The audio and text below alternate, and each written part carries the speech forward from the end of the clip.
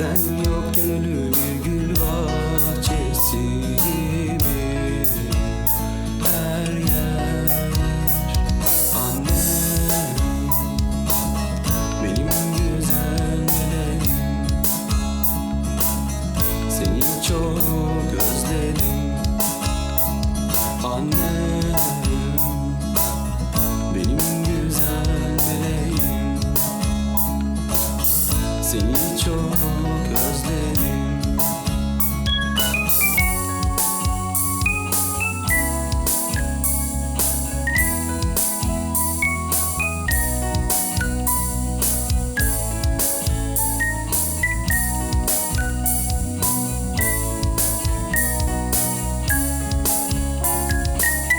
Sabah ve sularında,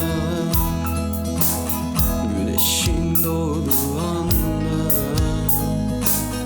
gülüşü güzel insanlar gülleri severmiş. Hafiften esen rüzgarda, kıyıya vuran deniz dalgalarında, benim sol yanımda, hayatımda bir eksik.